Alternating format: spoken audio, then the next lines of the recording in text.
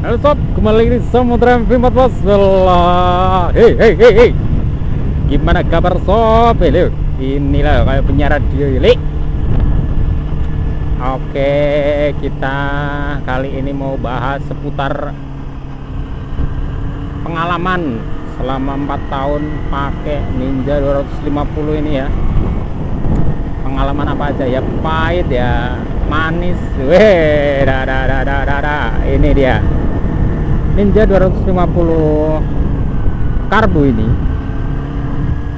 tuh muncul di awal 2008, terus finish di 2012 sob. Disuntik mati.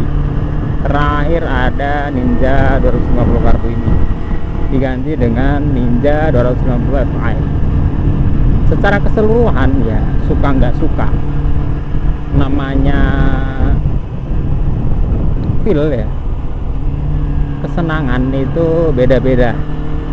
Kalau gue sama Ninja 250 Fi sama Karbu ini suka bentuknya yang Karbu. Kenapa? Karena bagus banget sih menurut saya. Kalau yang Fi itu ya bagus, cuma runcing-runcing sob. Gue agak begitu kurang suka aja. Terus di jalannya itu pasaran banget. Terbilang dulu Ninja 250 Karbu ini tuh termasuk motor yang sangat mewah ya, karena belum ada kelasnya motor 250 cc zaman dulu. Itu satu-satunya baru Ninja 250 Karbu ini. Belum ada CBR, belum ada R25, belum ada sob.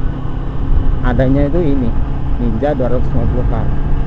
Jadi ini tuh sangat-sangat pure premium banget ini motor dulu ya.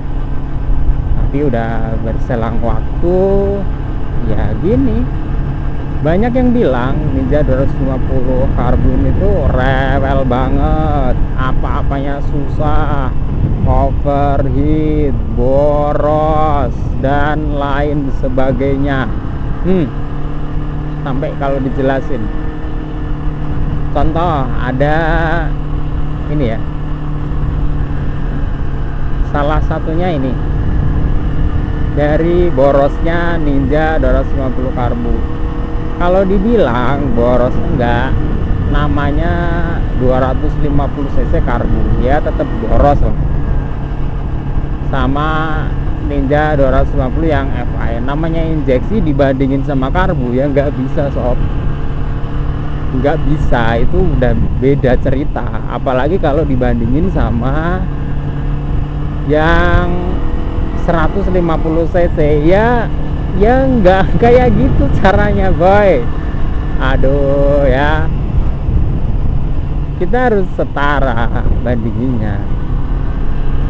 Dan dulu kalau membandingin sama apa ya jarang-jarang ya. Kalau KTM itu apa ya, lupa itu Karbu apa injeksi itu KTM yang 250 itu. Terus yang pengalaman paling seru lah pakai ini tuh, feel berkendaranya tuh mantep banget. Karena motor ini tuh berat, serius berat, plus minus lah ya, berat banget ini motor tuh. Kalau sama Fi berat ini, karena jelas di mesinnya aja lebih kompleks yang Karbu. Nah ini tuh berat banget. Terus kalau di pas jalan, nah efek beratnya ini tuh bagus ngaruhnya, jadi lebih stabil aja dia. Kalau apa-apa tuh lebih stabil, handlingnya kayak gitu tuh mantep banget. Tapi kalau pas susahnya itu kalau pas di parkiran sob, gila itu di parkiran maju mundur aja. Aduh itu ribet kalau di parkiran. Terus si motor 250 Karbu ini suka dukanya apa? Dulu itu pas gue pakai, kuncinya ini sob patah sob. Gila nggak? Patah kuncinya ini, kunci utama itu patah. Akhirnya gue rekomendasiin untuk ini ya, cari kunci baru gitu di tukang kunci lah, ahli kunci. Akhirnya jadi dari apa? Dari tukang kuncinya ngambil dari sini. Soalnya kuncinya ini itu jadi satu sama kunci tangki sob. Jadi untuk jadiin kunci ini, kalau ini patah ya udah dimasukin kunci tangkinya aja nanti jadi gitu. Terus itu udah jadi, ini udah jadi nih. Yang ini nih mau dilepas, bautnya khusus, jadi nggak ada grit-gritnya, jadi gundul bautnya itu. Mau nggak mau ini tuh harus dilepas, ribet banget ya kan. Terus di pelepasan baut itu aja lama banget kalau mau ngelepas si ini. Terus nantinya jadi cacat bautnya. Nah, lama-lama patahan kuncinya yang ini gue masukin ke dalam ya kan. Dulu gue sambung pakai lem akal-akalan, terus gue hidupin pakai yang sambungannya itu, nyala sob. Tapi pas gue tarik kuncinya patah di dalam. Gila itu. Wah, ini mau gimana nih? Nah, akhirnya ya udah, kunci patahnya yang di dalam tuh kesimpan di dalam sampai sekarang. Dan yang gue pegang kemana-mana tuh kunci patahannya itu sama. Gitu, kunci patahannya itu. Jadi masih oke sih. Ya mau gimana lagi, daripada bongkar-bongkar. Terus yang kunci ini buat buka tangki gitu. Soalnya kalau mau beli ini pun itu mahal banget, sekitar 2 jutaan sob. Ini tuh mahal, lumayan mahal ya, karena harus ganti ini sama ganti tangkinya sekalian, tutup tangki sob gitu. Jadi wah, sayang banget ini. Ya udah, jalan gini aja. Terus pengalaman dari headling dulu waktu gue pegang pertama, headlingnya tuh agak nggak enak. Kenapa? Stangnya tuh agak geder-geder gitu kalau pas kecepatan 80 ke atas ya. Itu stangnya ini agak geder-geder, nggak begitu stabil gitu. Nah, setelah itu pemakaian setiap hari, nggak setiap hari juga sih ya.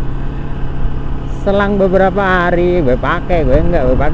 Nah, lubang jalan itu kadang nggak kira-kira kan ya. Wah, akhirnya kepentok tuh, jegelar. Akhirnya ya udah, soknya bocor sekali, soknya bocor lagi 2 kali, sok bocor 2 kali. Itu kalau sampai dibiarin terus nanti kena di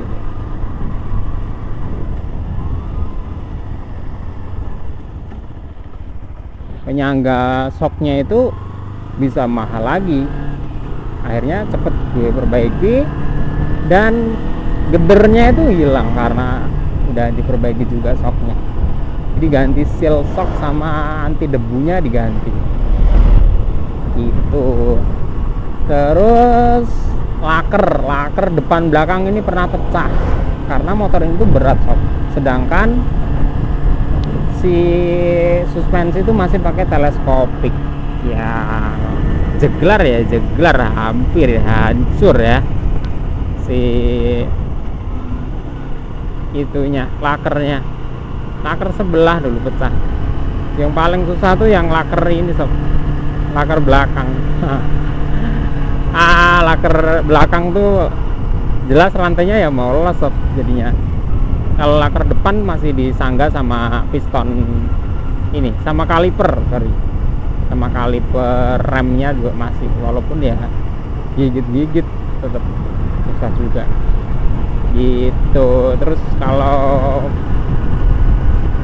buat harian motor ini tuh recommended sih, cuma itu tadi budget bensin ya los aja ya, karena memang boros. Kalau 1 banding berapa itu gue belum pernah coba sih, tapi banyak juga yang udah nyobain gitu. Ada yang 1:12, macem-macem lah. Itu juga tergantung sama kondisi motor juga sob. ya kan. Kalau kondisinya kurang fit biasanya ya tambah boros gitu. Terus apalagi pengalamannya di ini sob, di winglet depan ini udah pernah udah nggak pernah ya, sering banget mentok karena gue nggak pengen pendekin shocknya yang depan, cuma gue tambah winglet aja itu kesannya udah tambah pendek. Tapi resikonya kalau ada lubang ya wingletnya mentok ke selebor depan, gila nggak? Ya udah baret jadinya ya kan gitu. Terus entah kenapa motor ini itu boros juga di ini sob, piringan cakram belakang boros. Ini udah ganti 3 kali ini selama jalan 4 tahun lah, bayangin udah ganti sebanyak itu. Padahal ya biasa sih ya, dipakai setiap hari juga gak begitu, cuma mungkin karena beratnya itu gitu. Terus knalpot ini udah gue ganti pakai knalpot standar. Dulu pernah pakai Leovins itu, wah gahar banget ya, yang pendek itu. Cuma ya nuansa originalnya aja lah, sekarang gini aja lah. Terus udah pernah ganti juga di ininya sob, aki itu ya udah ganti. Makanya ini gue pasang ammeter buat tahu akinya tuh voltasenya masih oke atau enggak. Dulu soalnya kalau pas macet di jalan habis sih, nggak ada ininya, cuma salah satunya di starter, selain itu nggak bisa. Itu aja sih. Sampai ketemu lagi di video selanjutnya. Terima kasih.